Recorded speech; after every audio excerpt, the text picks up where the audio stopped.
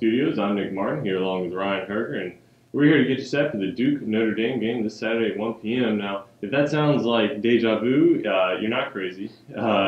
Duke just lost to Notre Dame 11 days ago. They were on the road in South Bend. It was 77-73. Jerry Grant went ballistic. It was and it was a great ACC game, but something that Duke really had to learn and grow from. Ryan, what did the Blue Devils take away from that game that they've been able to apply to the past week?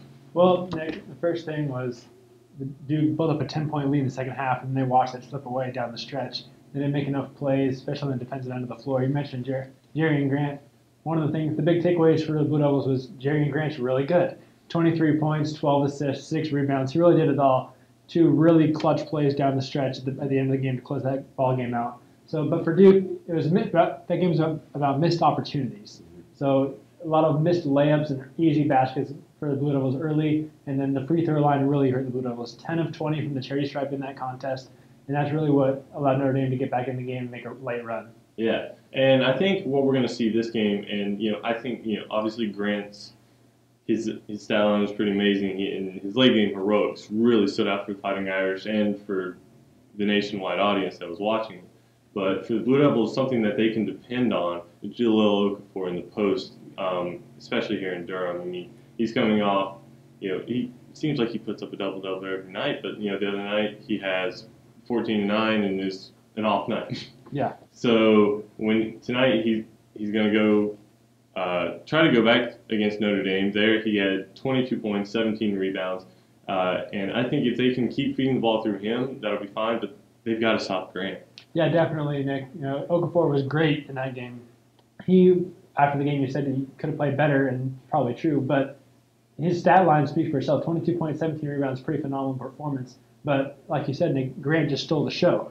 He made all the plays down the stretch, and for Okafor, he's going up against Zach August, who's given up some size to the big man from Chicago.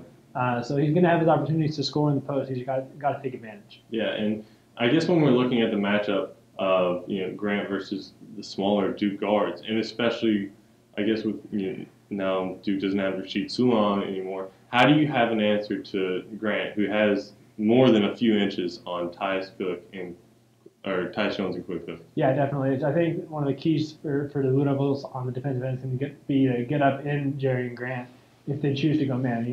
Notre Dame shoots the lights out. We've been over this before. It's hard to play zone against a team that can shoot as well as they can from behind the arc. So you really got to make sure that Grant can't get comfortable. So that means high pressure defense, getting up in his face and making sure he doesn't see the driving lanes and he can't find his open teammates. So, against Georgia Tech on Wednesday night, there's a lot of high pressure defense. They forced a lot of turnovers, 20 points off turnovers, 12 fast break points for Duke. If they can duplicate that success against the Fighting Irish, they should be in pretty good shape at home. Yeah, and we'll have you all set. We'll be at the game. Follow us along on Twitter at Duke Basketball, at Chronicle Sports, online at Duke Chronicle. We'll have all your pregame, in-game, and post-game coverage all throughout the night. From Ryan Hoerger, I'm Nick Martin. See you in camera.